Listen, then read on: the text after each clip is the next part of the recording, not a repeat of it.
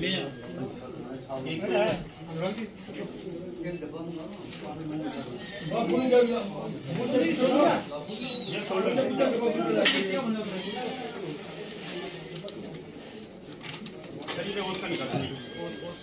वही में बहुत होगी।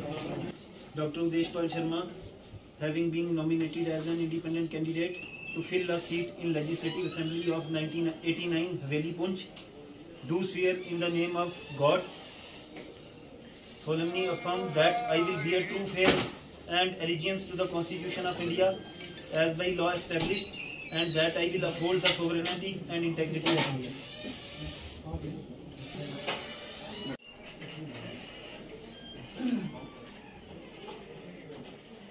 आज आपने देखा होगा कि हमने नॉमिनेशन फाइल किया है एज एन इंडिपेंडेंट कैंडिडेट। ये जो हमारे फादर साहब के सारे साथी हैं, जो हमारे फादर साहब के सारे लोग जो उनके साथ जुड़े हुए हैं, उन्होंने मजबूर किया, उन्होंने कहा कि हमें कंपेल किया कि इलेक्शन लड़ना है।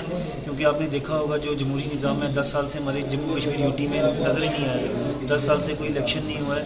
तो सारे लोगों का बहुत बड़ा कंपल्शन थी और प्रेशर था मेरे पे कि जो हमारे वालिद साहब की एक बहुत बड़ी लेगेसी है, जिन्हें सारा पुंछ जो है शेर पुंछ यशपाल शर्मा के नाम से जानता है, तो उन्हीं की लेगेसी को कैरी फॉरवर्ड करने के लिए जो मैंने आज नॉमिनेशन फाइल किया। डॉक्टर साहब क्या सोच लेकर आप आगे आए हैं?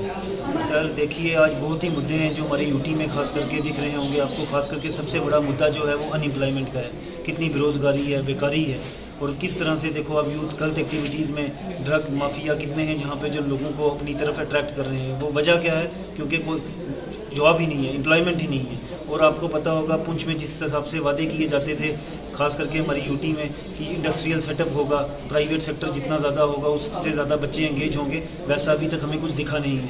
और टूरिज्म का भी बहुत बड़ा स्कोप है हमारे यहाँ पर, लेकिन उसमें भी कोई ज़्यादा मेरे ख्याल से इन्होंने कोई बढ़ोतरी की नहीं है। क्योंकि टूरिज्म के स्कोप को अगर ये बढ़ाते तो उससे ये होता जो आम लोग हैं वहाँ पे रहने वाले, उन लोगों का गुजर बसर बहुत अच्छे से होता और हमारे पुंछ को काफ़ी मतलब एक लाइमलाइट में आता। डॉक्टर साहब देखा गया तो कैसे लेके चल रहे हैं इसको? सर युवा जो हैं हमारे साथ इसलिए जुड़े हुए हैं क्योंकि एक तो हमारे फादर साहब की बहुत बड़ी लेगेसी है, उनके जो सारे साथी हैं वो हर मज़हब के, चाहे हिंदू हो, मुस्लिम हो, सिख हो, ईसाई हो, वो हमारे साथ शाना बिशाना खड़े रहते हैं। और हम भी 5-7 साल से आपने देखा होगा किस तरह फाउंडेशन चला रहे हैं यहाँ पे, यशपाल शर्मा फाउंडेशन अपने वालिद साहब के नाम पे, और गरीब लोगों की मदद करते हैं। क्योंकि हमारे फादर साहब लीडर थे, वो सिर्फ गरीब लोगों के लीडर थे, और हमारे भी यही ख्वाहिश है ताकि जितनी हमारी ज़िंदगी रहे हम उस मजबूर, उस गरीब, उस मस्कीन के काम आ सकें जो हमारे फादर साहब की हमें शिक्षा है, जो हमारे वालिद साहब ने हमें सिखाया है।